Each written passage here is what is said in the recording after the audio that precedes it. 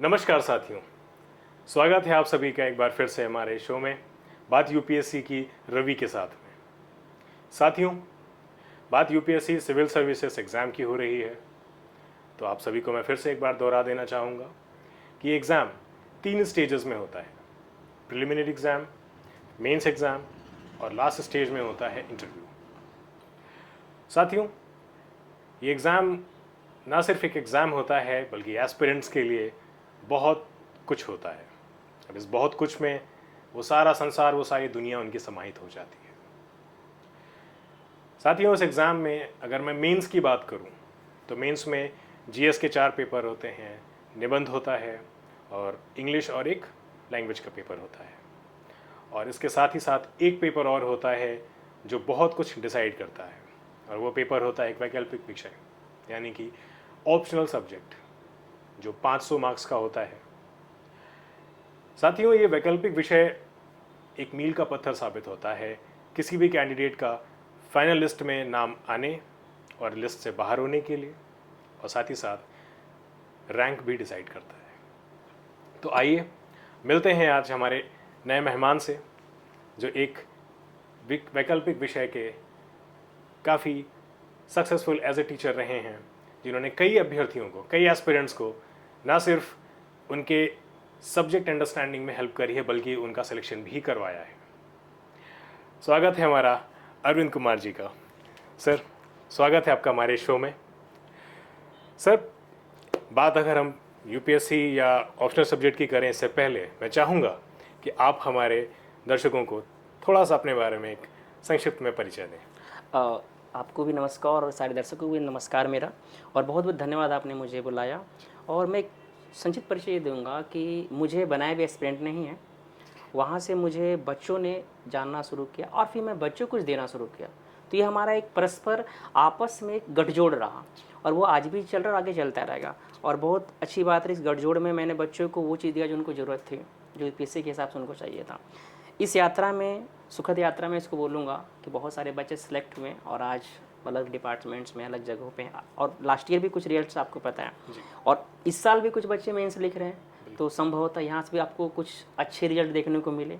तो ये मेरा एक छोटा सा परिचय है। बिल्कुल सर, उम्मीद है जो भी कैंडिडेट हिंदी साहित्य लेकर के ऑप्शनल सब्जेक्ट की तैयारी कर रहे हैं, उनका आपका पूरा सहयोग और आशीर्वाद रहेगा तो डेफिनेटली वो क्वालिफाई करेंगे। सर, मैं आपसे ये जानना चाहूँगा कि ऑप्शनल जब हम डिसाइड करते हैं तो कई सारे सवाल हमारे सामने खड़े हो जाते हैं कि हम सब ऑप्शनल वो चूज़ करें जो हमारा ग्रेजुएशन में रहा है, या ऑप्शनल वो चूज़ करें जो इस एग्ज़ाम के लिए बहुत ही ज़्यादा फेमस सब्जेक्ट्स रहे हैं, जो टॉपर्स ने सेलेक्ट किए हैं, या फिर ऐसा चूज़ करें जो सरल है। तो इन 3 प्रकार के जो साधारण से कन्फ्यूजन हर एस्पिरेंट में यूजुअली देखे जाते हैं, उसमें हिंदी साहित्य कैसे चूज़ किया जाए, थोड़ा उसके बारे में हमें आप बताएं सर। बहुत अच्छा आपका सवाल है। देखिए, यूपीएससी ने जो विषय निर्धारित किया वो सब अच्छे विषय हैं। बिल्कुल। अब ये चीज़ निर्भर करता है एस्पिरेंट्स के ऊपर। और आप देखोगे कि आपने जो बैकग्राउंड की बातें कही, तो बैकग्राउंड उतना ज़्यादा मैटर नहीं करता है। कई बार क्या होता है कि आप इंजीनियरिंग कर रहे हो तो फिर आपको साहित्य में बहुत दिलचस्पी होता है, या फिर आप उस पृष्ठभूमि को देखकर चीज़ों को लेकर बड़े जोड़ते हो चीज़ों को। तो ऐसा बहुत सारा अभ्यर्थियों के साथ हुआ है कि आप देखोगे कि जिन्होंने इंजीनियरिंग किया हुआ है, कुछ मेडिकल के स्टूडेंट्स हैं, किसी का इकोनॉमिक्स सब्जेक्ट, उन्होंने हिंदी में बहुत अच्छा परफॉर्मेंस किया है। और अभी तक का सबसे सर्वोत्तम या सर्वश्रेष्ठ रिकॉर्ड देख सकते हो यूपीएससी में हिंदी साहित्य में 344, वो खुद टेक्निकल बैकग्राउंड से हैं। उसके बाद की भी जितने आप देखोगे, एक मतलब क्रमबद्धता है, सभी ह्यूमैनिटी से बाहर के स्टूडेंट्स हैं जी। तो एक बड़ी अच्छी बात यह है। दूसरी बात रही जो चयन करने की, तो चयन में कुछ देखना चाहिए बच्चों को। एक तो पहला कि मेरी रुचि है या नहीं, ठीक है। दूसरा चीज़ होता है कि यूपीएससी का जो आप एनालिसिस करोगे, डाटा सेट देखोगे कि पिछले कुछ वर्षों का, कि अभी किस विषय में किस तरह के मार्क्स मिल रहे हैं, क्योंकि डिपेंड्स करता है। क्योंकि हम यहाँ पर उस विषय के ज्ञाता नहीं बनने हैं, अपितु उस विषय के माध्यम से मुझे आईएएस बनना है। बिल्कुल। और ये चीज़ हम ध्यान में रखेंगे तो आपको पता है कि कई बार हमारे अटेम्प्ट खराब हो जाते हैं, कई बार हम फाइनल सिलेक्शन में हम चूक जाते हैं। तो ये चीज़ें बेहद ज़रूरी है कि आप इन चीज़ों को ध्यान दीजिए कि आपकी रुचि यूपीएससी का उसमें क्या ट्रेंड चल रहा है, कहाँ मार्क्स मिल रहा है। और हिंदी में सबसे आसान बात यह है कि यदि आपको भाषा में दिलचस्पी है आपको अनुभूतियों, संवेदना और जीवन की परख है, ये विषय नहीं है फिर ये आपका जीवन है। जी। और उसी जीवन को आप अलग रूप में देखते हैं और यही सबसे आसान चीज़ इसको बनाती है। सर जैसे हिंदी साहित्य की मैं बात कर रहा हूँ, तो हम सभी लोग अपने जीवन में कुछ अपने दिनचर्या से रिलेटेड या कुछ विशेष अनुभूति किसी इवेंट को देख करके हमें होती है, तो हम अपनी डायरी में या कहीं पे कुछ 4 लाइनें लिख लेते हैं। और जाहिर है भारतीय समाज में हिंदी की बात कर रहे हैं या हिंदी से संबंधित किसी भी विशेष लिटरेचर की अगर हम बात करें, स्पेसिफिक लिटरेचर की बात करें, तो कहीं ना कहीं हम बचपन से उनसे प्रभावित रहते हैं। लेकिन सर जब बात हिंदी लिटरेचर की होती है, तो हिंदी लिटरेचर तो पूरा का पूरा हिंदी में ही रहता है, हिंदी मीडियम में ही रहता है। क्या आपने कभी ऐसा एक्सपीरियंस किया किसी एस्पिरेंट के साथ जो इंग्लिश मीडियम का हो, उसने हिंदी साहित्य प्रेफर किया हो और उसको कुछ चैलेंजेस फेस करने पड़े हों, क्योंकि बाकी के सभी पेपरों में उसने इंग्लिश मीडियम में लिखा और हिंदी लिटरेचर से हिंदी में लिखना पड़ा, तो कोई स्पेसिफिक चैलेंज फेस किया किसी ने? ये बड़ा दिलचस्प आपने सवाल पूछा और मैं इसको अनुभव को बिल्कुल शेयर करना चाहूँगा बाकी अभ्यर्थियों के साथ भी।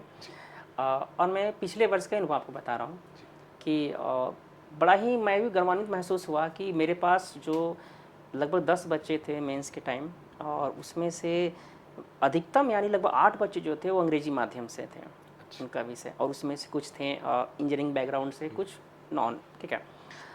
उनमें से 7 लोगों का इंटरव्यू कॉल आया और 2 केवल हिंदी माध्यम से, बाकी सभी अंग्रेजी माध्यम के थे। तो मुझे भी थोड़ी सी दिलचस्पी कि मैं इनसे पूछूं कि क्या आपको हिंदी में दिक्कत हुई, तो उन्होंने क्या, सर मुझे तो अच्छा लगा ये विषय, मुझे तो बहुत आसान लगा बाकी विषयों से। क्योंकि हम यदि देखें कि जो हमारा हिंदी भाषा का क्षेत्र है, यानी राजस्थान, हरियाणा, मध्य प्रदेश, झारखंड, बिहार, उत्तर प्रदेश, ये जो मध्य प्रदेश जो क्षेत्र है यही है।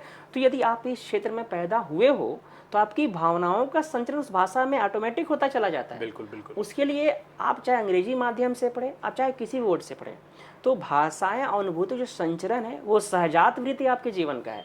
तो आपके अंदर धीरे धीरे विकास की अनुभूतियों को क्या करती है, आगे ले जाती है। तो चीज़ें मैं उनके अंदर भी देखा, और यही वजह भी है कि अभी तक का जो रिकॉर्ड है यूपीएससी का, तो टेक्निकल बैकग्राउंड यानी अंग्रेजी माध्यम के बच्चों ने सर्वाधिक स्कोर किया हिंदी में। अच्छा जी। तो जैसे सर टेक्निकल बैकग्राउंड के हों या यूजुअली इंग्लिश मीडियम बैकग्राउंड के हैं जो हिंदी ऑप्शनल ऑप्ट करते हैं, तो अगर वो अच्छा स्कोर कर रहे हैं, सर क्या ऐसा भी कुछ हो सकता है या ऐसा कोई कैंडिडेट कभी आपको मिला जो हिंदी भाषी क्षेत्र से ना हो? जैसे आपने भी बताया राजस्थान, हरियाणा, उत्तर प्रदेश, उत्तराखंड, हिमाचल प्रदेश, बिहार, अगर यहाँ से ना होकर के अगर वो साउथ का हो, दक्षिणी भारत क्षेत्र से हो, क्या उनके लिए हिंदी साहित्य ऑप्शनल सब्जेक्ट सुटेबल रहेगा, या ऐसा कोई कैंडिडेट आपने कभी आपके साथ मुखातिब हुए? नहीं, ये जो आपका सवाल है इसको मैं थोड़ा सा करेक्ट करूँगा। देखिए, चूँकि लिपि का भी एक सवाल हो जाता है भाषा के साथ। जी। यदि वह व्यक्ति दक्षिण भारत का है जी। और वह मूल रूप से वहीं का निवासी रहा हो, जी। तो उसकी जो संप्रेषण जो चीज़ें हो रही होंगी वो उसकी भाषा में रही होंगी। जी बिल्कुल। क्योंकि वहाँ हिंदी का एक संपर्क भाषा का प्रारूप है। जी ठीक है, एक मूल भाषा के रूप में नहीं है। जी। तो जाहिर सी बात है, एक लिपि का भी उसके सामने बोध होगा। लेकिन आपके सवाल में एक पॉइंट यह हो सकता है कि जो महाराष्ट्र के बहुत सारे अभ्यर्थी हिंदी लिटरेचर लेते हैं, क्योंकि उनकी जो भाषा है मराठी, वो देवनागरी लिपि में लिखी जाती है। जी। तो जो लिखने का जो मूल चीज़ है वो जुड़ जाता है। मेरा असल में यही कारण था जानने लेकिन का। इसमें एक दिलचस्प वाक्य जोड़ना चाहूँगा आपके साथ कि मुझे कुछ वर्ष पहले कर्नाटक से बच्चे का फ़ोन आया, और हेमचंद्र एक बहुत बड़े लेखक नहीं, उनको हम बोलेंगे अपभ्रंश के कवि हैं, जो हमारा प्रारंभिक अवस्था है हिंदी का। तो उनकी शब्दानुशासन एक किताब है जो व्याकरण पर आधारित है। तो उन्होंने मुझसे कहा कि सर मैंने आपकी वीडियो देखा यूट्यूब, मुझे अच्छा लगा, पर सर ये चीज़ क्या मुझे अंग्रेजी में मिल सकती है या फिर मेरे लैंग्वेज में मिल सकती है? अच्छा। तो मतलब दिलचस्पी है लोगों के बीच। हाँ बिल्कुल बिल्कुल बिल्कुल। सर इसी सिलसिले में मैंने आपसे ये जानना चाहा, क्योंकि कई ऐसे स्टूडेंट हैं, एस्पिरेंट्स हैं जो सदर्न पार्ट ऑफ इंडिया के हैं या जहाँ पे हिंदी उतनी ज़्यादा प्रचलन में नहीं है, उनकी अपनी एक लोकल लैंग्वेज है, मदर टंग है। तो इसी परिप्रेक्ष्य में मैंने ये सवाल आपसे किया। सर यदि कोई कैंडिडेट हिंदी ऑप्शन लेकर के अपनी तैयारी शुरू करना चाहता है, तो उसे किन बातों का विशेष ध्यान रखना चाहिए? क्योंकि जीएस में भी कई पेपर हैं, करंट अफेयर्स है, और उसके बाद में एक ऑप्शनल सब्जेक्ट भी आता है। तो किन बिंदुओं को उसे बिल्कुल शुरुआती दौर में हिंदी साहित्य एज अ ऑप्शन लेकर के चलने के लिए उसे ध्यान में रखनी चाहिए, उसके बारे में थोड़ा सा हमें बताएं देखिए, सर। दरअसल मैं जो अभी बातें बताऊंगा ये सारे अभ्यर्थी ध्यान सुनिए। ये कहीं ना कहीं मैं निर्दिष्ट कर रहा हूँ आपको ये चीज़ें कि आप यदि किसी भी ऑप्शनल विषय को चूज कर रहे हो तो सबसे पहले तो ये ध्यान दो कि ये विषय आपको सफलता ही दिलाएगा, यही रैंक निर्धारित करेगा। ठीक है, तो पहला तो विषय कोई खराब नहीं होता। जी बिल्कुल। ध्यान बस इस बात का रखना है कि उस विषय में मेरी दिलचस्पी है कि नहीं। यानी कि अब यदि आपने मूव ऑन किया कि मुझे हिंदी साहित्य लेना, आपने सोचा एक विषय के रूप में, तो सबसे पहले आपको भाषा पे आपकी पहचान होनी चाहिए। मुझे उसमें यानी समझ होनी, उस पर दिलचस्पी होनी चाहिए। मुझे भाषा पढ़ने पसंद नहीं, मुझे कहानियाँ पसंद नहीं, उपन्यास पसंद, कविताएं पसंद नहीं, लेकिन मैं केवल इस विषय को इस रूप में ले रहा हूँ कि लास्ट ईयर इससे बहुत ज़्यादा मार्क्स आए, लोग सेलेक्ट हुए, तो ये तो फिर एक गलत निर्णय हो जाएगा जी आपका। जी बिल्कुल बिल्कुल, ऐसे बहुत से कैंडिडेट हैं जो सिर्फ रिजल्ट में किसी सक्सेसफुल कैंडिडेट के मार्क्स स्कोरिंग रहे हैं, तो उन्होंने अपने वैकल्पिक विषय जो उनके पास के रहे हैं उसे क्विट करके ले इस लेते हैं। तरफ आना। जैसे आपके टीममेट ने लिया, अरे उसने हिंदी लिया था मैं भी ले लेता हूँ, नहीं, ये चीज़ें मैं काफ़ी देख रहा हूँ। जी जी। अब इसमें एक दूसरा चीज़ मैं जोड़ना चाहूँगा कि चूंकि ये साहित्य है तो इसमें कुछ कुछ चीज़ें बहुत ही आपके लिए लाभ देगा। जैसे कि आपको उस परिवेश में रहना पसंद है जो प्राकृतिक हो, लोगों के बीच संवाद हो, घूमना फिरना, जो तमाम चीज़ें हैं ना आपके जीवन की अनुभूति, वही विषय में है। आप एक एग्जाम्पल मैं लेता हूँ कि कुछ कहानियाँ हमारे सिलेबस में हैं। वो कहानियाँ दरअसल कुछ और नहीं, ये रवि आपकी भी कहानी है, ये रवि जी अरविंद जी की भी कहानी है, क्योंकि हम युवा अवस्था उससे पहले की अवस्था से गुजरे हुए हैं। तो ये जो हमारा दृष्टिकोण है उन कहानियों के माध्यम से दिखाई देता है। एक कहानी का मैं जिक्र करूँगा संक्षेप में। एक कहानी है खोई हुई दिशा है। वो कहानी ऐसा लगता है मानो वो चंदर कोई और नहीं है, यूपीएससी एस्पिरेंट है जो दिल्ली आया, वो अपनी तैयारी कर रहा है, वो खो जा रहा है यहाँ पर, यानी अपनी पहचान की खोज में ही तो हम आए हैं दिल्ली। जी बिल्कुल। तो मानो ऐसा लगता है सब्जेक्ट नहीं है, ये मेरा जीवन है। तो यदि ये चीज़ें आपके अंदर हैं तो निस्संदेह यह विषय आपके लिए इतना आसान होगा, आप कभी कहोगे नहीं कि सर ये क्या मैं पढ़ा, मुझे तो लग रहा है जैसे कि मैं खुद को जी रहा हूँ। जी मतलब यदि आप फिल्म देखना पसंद करते हो, कहानियाँ पसंद है, गाने पसंद है, आपके जीवन के आसपास जो अनुभूतियाँ है वही विषय में पिरोया गया है।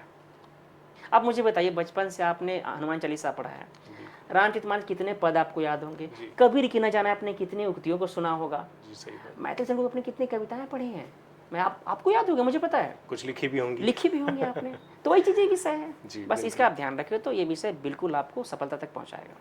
जी सर, जैसे हिंदी साहित्य की बात हो रही है और इस परीक्षा के परिप्रेक्ष्य में ही हम बात कर रहे हैं, चर्चा कर रहे हैं, तो जो प्रीवियस ईयर क्वेश्चंस हैं हिंदी लिटरेचर की, ये कितनी अहम भूमिका निभा सकते हैं इस सिलेबस को, हिंदी साहित्य के सिलेबस को कम से कम समय में, क्योंकि हमें हिंदी साहित्य में इस एग्ज़ाम को क्वालिफाई करने के लिए साहित्यकार नहीं बनना है, बिल्कुल। ना ही कवि बनना है, बिल्कुल। हमें इस एग्ज़ाम को क्वालिफाई करना बिल्कुल। है, प्रशासक बनना है। तो कितने कम समय में इसको कवर करने के लिए पीवाईक्यूज़ किस तरह से अपना अहम योगदान, अहम भूमिका निभा सकते हैं, इस बारे में बताएं। यदि मैं पीवाईक्यू क्यों बोलूँ कि आपने जैसे कि अच्छा पैंट पहना है, आपने अच्छी शर्ट पहनी और बेल्ट नहीं लगाया आपने, जी पीवाईक्यू क्या है मूलतः, आपके पास 3 हथियार हैं अभ्यर्थियों के पास, यूपीएससी वाले को, सिलेबस पहला, दूसरा पीवाईक्यू, तीसरा आंसर राइटिंग। ये 3 कड़ी है जो बहुत ज़रूरी है।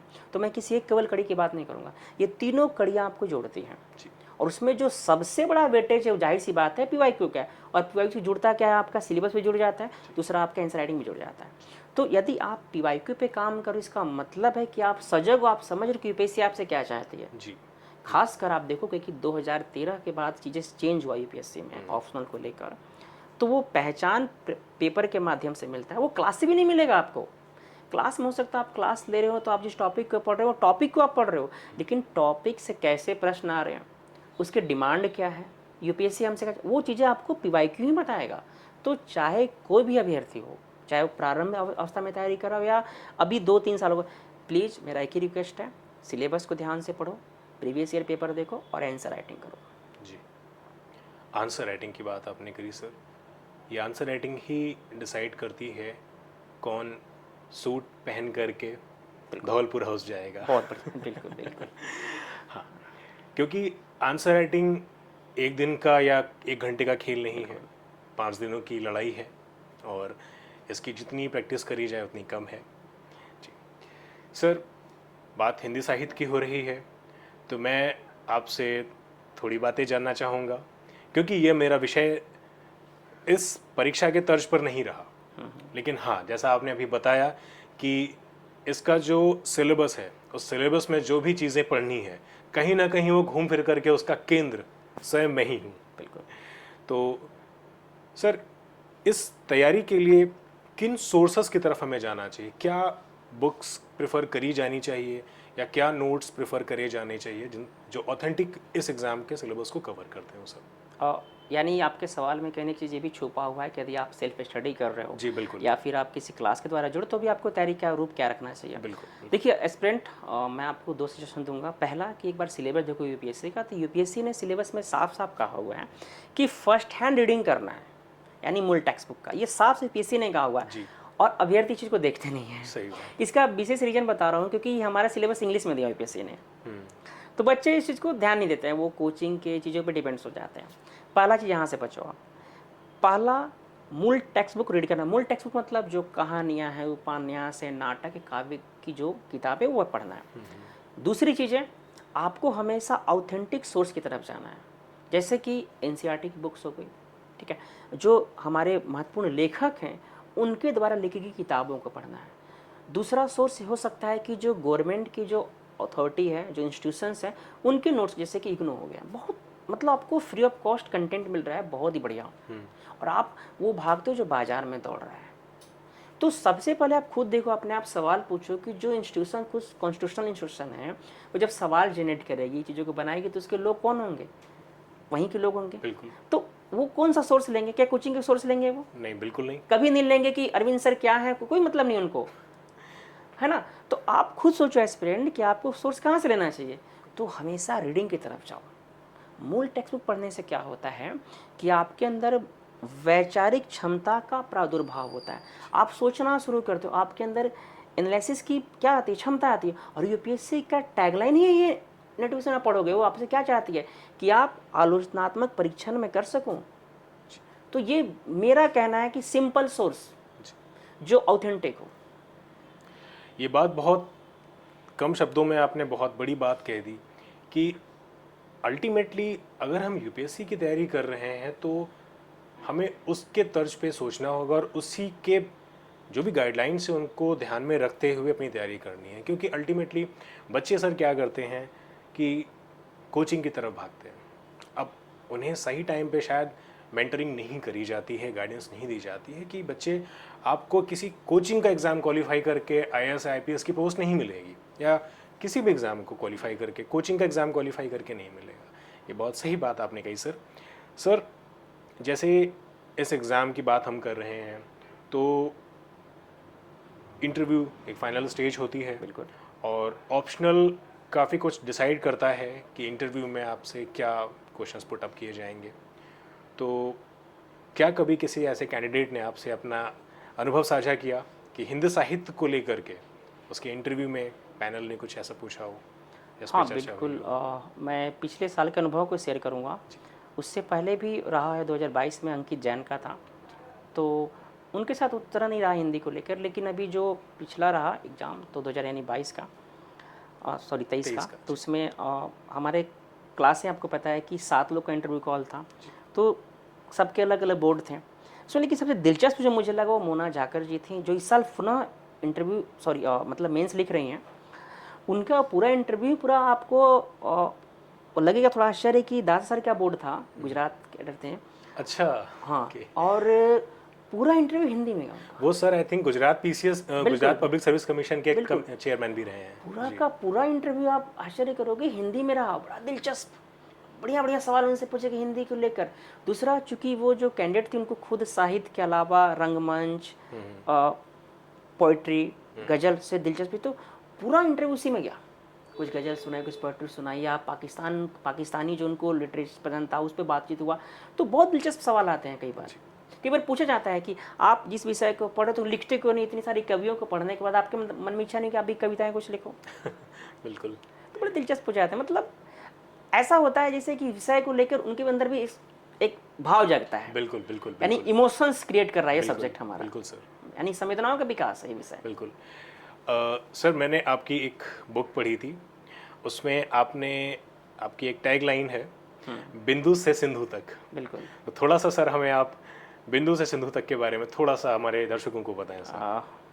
दरअसल ये टैगलाइन मैंने बहुत स्टार्टिंग में ही रखा था और ये बहुत सोच समझ के रखा था। इसके पीछे की मेरी धारणा ये थी कि मैं जब एस्पिरेंट से मिला तो बहुत भ्रमित होते हैं। खासकर आपको पता है कि जो मार्केट में चीज़ें फ्री में सर्कुलेट हो रही हैं, ठीक है, और वो चीज़ें पुरानी हैं, क्या उनसे उनको कुछ पता नहीं होता है, वो चीज़ को लेकर आगे बढ़ते हैं। अब इस चक्कर में उनकी एनर्जी भी जाती है, समय भी जाता है, लेकिन उनका इंट्रैक्शन नहीं होता टीचर से। तो ये जो अंतः क्रिया है बहुत ही जरूरी है। और ये अंतः क्रिया ही क्या है, आपके अंदर एक शून्य होता है, यानी आपके अंदर बिंदु होता है। उस बिंदु का ही समुच्चय क्या है, घड़ा है, घड़े के अंदर पानी है। अब वो चीज़ें क्या है, धीरे धीरे पानी का स्वरूप बदल रहा है, यानी कि वो जो परिदृश्य अलग अलग बदल रहा है, उसका काम किसका है, एक टीचर का काम है जी। तो मैं उस चीज़ को ही करता हूँ, आपके अंदर जो बूंद है उसको मैं सागर सिंधु की तरफ ले जाऊँ। वाह, क्या बात कही है सर। और जिस दिन ये चीज़ होता है उस दिन मैं सबसे ज़्यादा खुश मुझे महसूस होती है कि मैंने आपके अंदर की उस चीज़ों को लेकर आगे बढ़ा। इसमें मेरा बहुत ज़्यादा देखो रोल नहीं होता है, ये आपकी भूमिका सबसे ज़्यादा होती है, क्योंकि एग्ज़ाम आपको देना है, मुझे केवल एक मार्गदर्शक रूप में आपके सामने जुड़ना होता है। सर, गुरु का एक किसी भी छात्र के जीवन में गुरु का जो रोल होता है, इसलिए कहा भी गया है कि गुरु ब्रह्म गुरु विष्णु गुरुदेव महेश्वरा, गुरु साक्षात परम ब्रह्म तस्मै श्री गुरुवे नमः। तो सर, गुरु तो सर्वोपरि है और आप अपनी भूमिका बखूबी निभाते आ रहे हैं सर। अंत में सर मैं आपसे कुछ सजेशंस चाहूँगा जो हमारे एस्पिरेंट्स अपने ऑप्शनल को चूज़ करते समय या हिंदी साहित्य के बारे में कुछ थोड़ा सा डिटेल में एक लास्ट में हमें बताना चाहें हमारे दर्शकों को, हमारे एस्पिरेंट्स को सर। डियर एस्पिरेंट्स, क्या चाहते मैं आप लोगों को 2-3 बातें बताना चाहूँगा। पहला है कि आपको भी ऑप्शनल लो, ऑप्शनल ख़राब नहीं होता, यूपीएससी में सब में मार्क्स मिलते हैं। आपको इस बात का ध्यान रखना है कि मेरा झुकाव किस तरफ है। कहीं आप इस चीज़ को लेकर विषय का चयन मत करना कि लास्ट ईयर PSIR से किसी का बहुत सिलेक्शन हुआ, ठीक है, जियोग्राफी में बहुत ज़्यादा हुआ, ठीक है, इन चीज़ों को लेकर नहीं ना। लेकिन हाँ, विशेष रूप से मैं हिंदी माध्यम के अभ्यर्थी जरूर कहना चाहूँगा कि आपके लिए बहुत ज़्यादा सब्जेक्ट नहीं बना हुआ है। आपको सबसे पहले देखना है कि उस विषय में पाठ्य सामग्री कितनी सुलभता है आपके ही भाषा में, पहला। दूसरा कि आपके साथ क्या प्रॉपर टीचर मेंटोरशिप मिल रहा है कि नहीं, यानी कि मेंटोरशिप का मतलब कि जो आपके साथ हर मोड़ पे खड़ा रहे। आप कई मोड़ पे फंसते हो अलग अलग बिंदुओं को लेकर, वो चीज़ होना चाहिए। टीचर से इंटरेक्शन सबसे इंपॉर्टेंट है इस एग्जाम के लिए। उससे आपकी नैसर्गिक क्षमता का विकास होता है जो हम लगभग भूल जाते हैं। तो ये मेरा सबसे पहला सजेशन है। इसके बाद जो तीसरा चीज़ है कि उस विषय को लेकर देखो कि प्रॉपर आंसर राइटिंग को लेकर कंसर्न है कि नहीं मार्केट में, या जिस टीचर से आप जुड़ रहे हो कहीं ऐसा तो नहीं केवल उस विषय को पढ़ाकर आपको छोड़ दिया जा रहा है या फिर टेस्टरी तरफ को ले जाया जा रहा है। ये सफिशिएंट नहीं होगा कभी ऑप्शनल में बिना आंसर राइटिंग का, क्योंकि टेस्ट सीरीज में हम एक मिनिमम रिमार्क करते हैं चीज़ों को लेकर। आंसर राइटिंग के थ्रू क्या होता है कि हम पूरे सिलेबस को प्रश्नों के माध्यम से ले जाते हैं। तो आप बताओ कि उसमें जो आपका विकास होगा उस विषय में वो अलग होगा या टेस्ट सीरीज में होगा। सर, आंसर राइटिंग में मुझे ऐसा लगता है कि सब्जेक्ट के प्रति बिल्कुल ज़ीरो से लिखना सिखाया जाएगा और टेस्ट सीरीज़ में तो आपने लिख करके दिया है, टीचर उसे इवैल्यूएट करके मार्क्स दे देगा। तो मतलब मेरा यही सजेशन है बच्चों को कि प्लीज़ आंसर राइटिंग सबसे इम्पॉर्टेंट है। आप किसी भी रूप में क्लासेस जुड़ो या कोई भी क्लासेस करो, आंसर राइटिंग सबसे इम्पॉर्टेंट है। बहुत ही दिलचस्प बातें आपने बताई सर इस हिंदी साहित्य के बारे में। साथियों, ये एग्ज़ाम हम एस्पिरेंट्स, बहुत से एस्पिरेंट्स को मैंने देखा है जो इस एग्ज़ाम के डिफरेंट सब्जेक्ट्स के पर्सपेक्टिव पे बहुत गहन चिंतन मनन में इतना डूब जाते हैं, इतना तल्लीन हो जाते हैं कि वो सब्जेक्ट के विशेषज्ञ बन जाते हैं और कहीं ना कहीं वो शायद भूल जाते हैं कि वो इस एग्ज़ाम को क्वालिफाई करने आए थे। आज अरविंद सर ने हमें ये बताया कि हिंदी साहित्य किस तरह से आपके सिलेक्शन होने में, फाइनल लिस्ट में आपका नाम लाने में कितना कारगर सिद्ध हो सकता है। कितनी सरलता से, कितनी सहजता से अरविंद जी ने बहुत बड़ी बातों को कहा। बिंदु से सिंधु तक का सफ़र, ये बहुत गहन और बहुत चिंतन मनन का विषय है। इसी के साथ में अरविंद सर, बहुत शुक्रिया आपका हमारे साथ जुड़ने के लिए, हमारे एस्पिरेंट्स को इतनी गंभीर बातों को इतनी सरलता से, इतने सहजता से बताने के लिए। आशा है आपके साथ जुड़े हुए अभी जो कैंडिडेट्स हैं जो इस बार मेंस में अपीयर हो रहे हैं, उन्हें इंटरव्यू कॉल आएगा और फाइनलिस्ट में आ करके देश की सेवा को और सरल सुगम बनाएंगे। इसी के साथ साथियों विदा लेता हूँ, मिलता हूँ अगले शो में आपके साथ फिर नए चेहरे के साथ। नमस्कार, धन्यवाद। धन्यवाद।